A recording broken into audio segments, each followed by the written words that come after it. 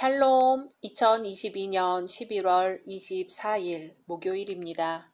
기도하겠습니다. 주님, 오늘도 말씀으로 이 하루를 열게 하심을 감사드립니다. 사랑하는 주님, 우리에게 있는 것들을 주님 앞에 내어놓습니다. 작고 보잘것없는 것들이지만 내어놓습니다. 주님께서 쓰시겠다면 원하오니 써 주옵소서. 예수님의 이름으로 기도드립니다. 아멘. 오늘의 말씀은 사사기 4장입니다. 에훗이 죽으니 이스라엘 자손이 또 여호와의 목전에 악을 행하매 여호와께서 하솔에서 통치하는 가나안 왕 야빈의 손에 그들을 파셨으니 그의 군대 장관은 하로셋 학고임에 거주하는 시스라요. 야빈 왕은 철병거 900대가 있어 20년 동안 이스라엘 자손을 심히 학대했으므로 이스라엘 자손이 여호와께 부르짖었더라. 그때에 랍비돗의 아내 여선지자 드보라가 이스라엘의 사사가 되었는데 그는 에브라임 산지 라마와 베델 사이 드보라의 종려나무 아래에 거주하였고 이스라엘 자손은 그에게 나아가 재판을 받더라. 드보라가 사람을 보내어 아비노함의 아들 바락을 납달리 게데스에서 불러다가 그에게 이르되 이스라엘의 하나님 여호와께서 이같이 명령하지 아니하셨느냐? 너는 납달리 자손과 스불론 자손 10,000명을 거느리고 다볼산으로 가라. 내가 야빈의 군대 장관 시스라와 그의 병거들과 그의 무리를 기손 강으로 이끌어 내게 이르게 하고 그를 내 손에 넘겨주리라 하셨느니라. 바락이 그에게 이르되 만일 당신이 나와 함께 가면 내가 가려니와 만일 당신이 나와 함께 가지 아니하면 나도 가지 아니하겠노라 하니 이르되 내가 반드시 너와 함께 가리라. 그러나 내가 이번에 가는 길에서는 영광을 얻지 못하리니 이는 여호와께서 시스라를 여인의 손에 파실 것임이니라 하고 드보라가 일어나 바락과 함께 게데스로 가니라. 바락이 스불론과 납달리를 게데스로 부르니 10,000명이 그를 따라 올라가고 드보라도 그와 함께 올라가니라. 모세의 장인 호밥의 자손 중 겐 사람 헤벨이 자기 족속을 떠나 게데스에 가까운 사하나님 상수리나무 곁에 이르러 장막을 쳤더라. 아비노함의 아들 바락이 다볼산에 오른 것을 사람들이 시스라에게 알림해 시스라가 모든 병거 곧 철병거 900대와 자기와 함께 있는 모든 백성을 하로셋 학고임에서부터 기손강으로 모은지라. 드보라가 바락에게 이르되 일어나라. 이는 여호와께서 시스라를 내 손에 넘겨주신 날이라. 여호와께서 너의 앞서 나가지 아니하시느냐 하는지라. 이에 바락이 10,000명을 거느리고 다볼산에서 내려가니 여호와께서 바락 앞에서 시스라와 그의 모든 병거와 그의 온 군대를 칼날로 혼란에 빠지게 하심에 시스라가 병거에서 내려 걸어서 도망한지라. 바락이 그의 병거들과 군대를 추격하여 하로셋 학고임에 이르니 시스라의 온 군대가 다 칼에 엎드러졌고 한 사람도 남은 자가 없었더라. 시스라가 걸어서 도망하여 겐 사람 헤벨의 아내 야엘의 장막에 이르렀으니 이는 하솔 왕 야빈과 겐 사람 헤벨의 집 사이에는 화평이 있음이라. 야엘이 나가 시스라를 영접하며 그에게 말하되 나의 주여 들어오소서 내게로 들어오시고 두려워하지 마소서 하매 그가 그 장막에 들어가니 야엘이 이불로 그를 덮으니라. 시스라가 그에게 말하되 청하노니 내게 물을 조금 마시게 하라. 내가 목이 마르다 하매 우유 부대를 열어 그에게 마시게 하고 그를 덮으니 그가 또 이르되 장막문에 섰다가 만일 사람이 와서 내게 묻기를 여기 어떤 사람이 있느냐 하거든 너는 없다 하라 하고 그가 깊이 잠드니 헤벨의 아내 야엘이 장막 말뚝을 가지고 손에 방망이를 들고 그에게로 가만히 가서 말뚝을 그의 관자놀이에 박음에 말뚝이 꿰뚫고 땅에 박히니 그가 기절하여 죽으니라. 바락이 시스라를 추격할 때에 야엘이 나가서 그를 맞아 그에게 이르되 오라 내가 찾는 그 사람을 내가 내게 보이리라 하매 바락이 그에게 들어가 보니 시스라가 엎드러져 죽었고 말뚝이 그의 관자놀이에 박혔더라. 이와 같이 이날에 하나님이 가나안 왕 야빈을 이스라엘 자손 앞에 굴복하게 하신지라. 이스라엘 자손의 손이 가나안 왕 야빈을 점점 더 눌러서 마침내 가나안 왕 야빈을 진멸하였더라. 아멘. 사사 에훗이 죽은 후 이스라엘은 또다시 타락합니다. 그래서 가나안 원주민인 하솔 왕 야빈의 압제를 받게 되죠. 그때 여 선지자인 동시에 사사인 드보라와 조력자 바락 그리고 헤벨의 아내 야엘이 활약하여 압제에서 구원받게 됩니다. 오늘 말씀에서 특별히 주의를 끄는 것은 드보라나 야엘과 같은 여인들의 활약이 매우 두드러지게 나타나고 있다는 점입니다. 본래 이스라엘 사회에서 여자들은 항상 남성에게 종속된 존재로 여겨졌습니다. 그래서 심지어 여자는 결혼하여 남편의 보살핌을 받을 때 평안을 얻는 것으로 여겨졌습니다. 그럼에도 불구하고 드보라는 선지자이면서 이스라엘 백성들의 송사를 판결하는 사사의 직위를 얻었습니다. 또 여인 야엘은 군대 장관 시스라를 죽이는 대활약을 보여주었습니다. 이외에 이스라엘 역사 가운데 모세의 누이 미리암도 그 사회에서 지도자적인 역할을 담당하였으며 에스더는 자기 민족을 위기에서 구출해내기도 하였습니다. 우리는 여기서 여성이든 남성이든 모두 하나님의 형상대로 지음받았다는 것을 기억할 수 있습니다.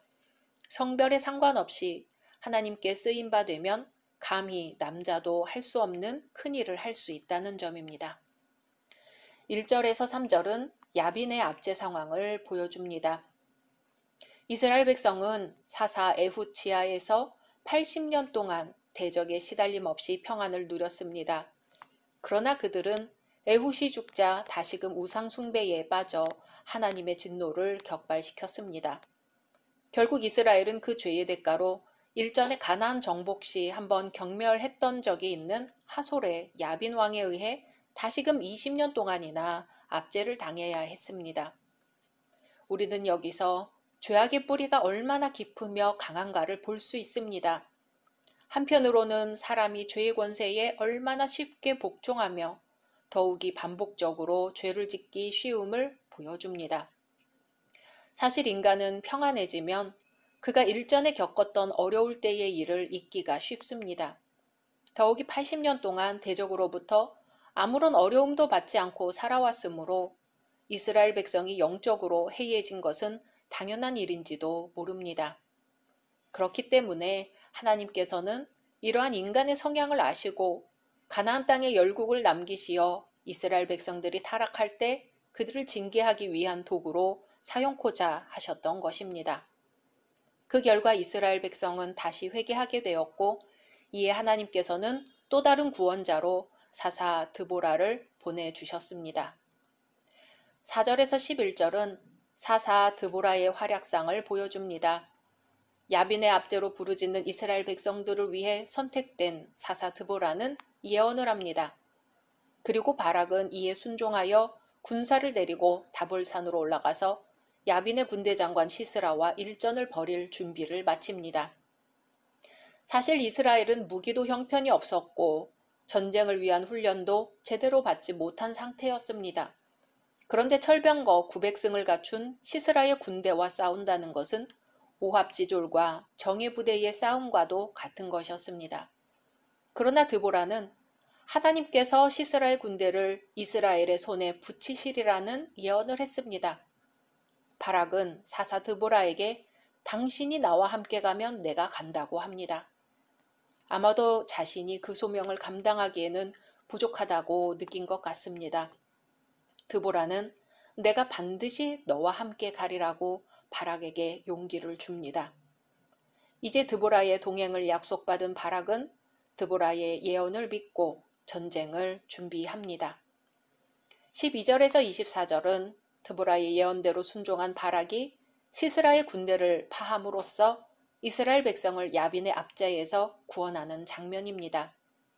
이 전쟁은 여인 야엘에 의해 장군 시스라가 피살당함으로써 절정에 달합니다.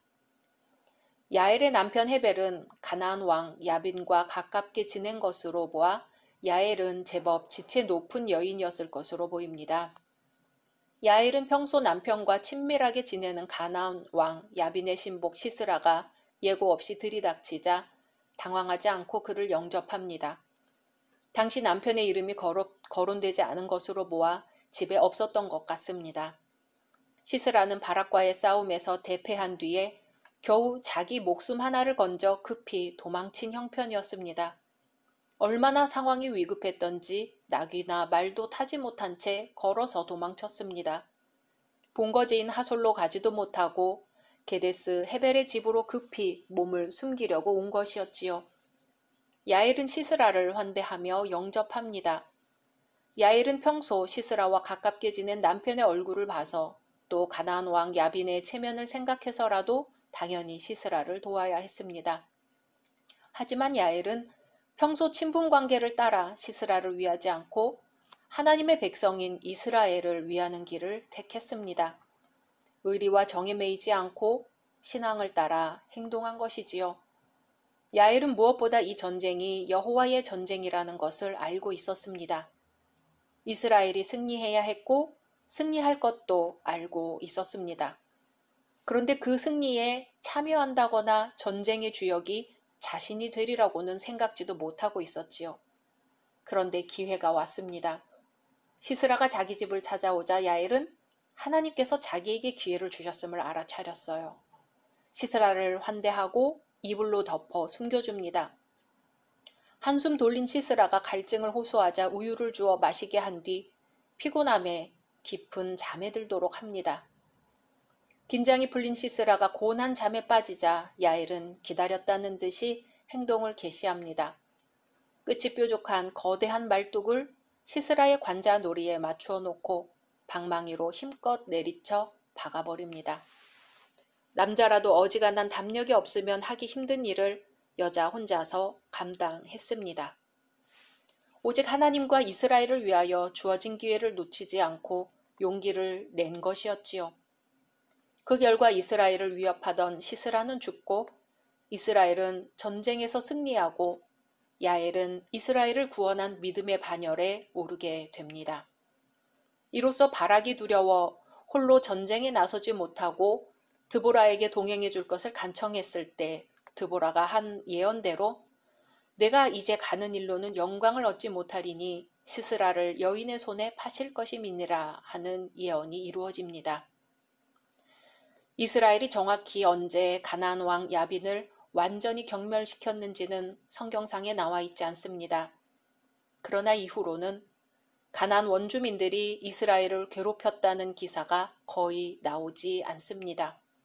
이로 미루어 보아 가나안 왕 야빈의 진멸 사건은 가나안인들이 힘을 잃고 마는 결정적 계기가 되었음에 분명합니다. 오늘 말씀으로 보면 장군이라고 해서 믿음이 있는 것도 아니요. 집안일만 하던 여인이라고 해서 용사가 될 수 없는 것도 아닙니다. 그저 하나님의 말씀을 믿는 믿음이 내 안에 있는가? 그저 하나님이 주신 기회를 나는 알아차리고 순종하는가? 그 질문 앞에 우리는 서 있을 뿐입니다. 할 수 있느냐 묻지 않으시고 하겠느냐고 물으십니다. 오늘도 예수님은 우리에게 말씀하십니다. 나를 따르라. 각자 말씀 묵상하신 후 주기도문으로 마치겠습니다.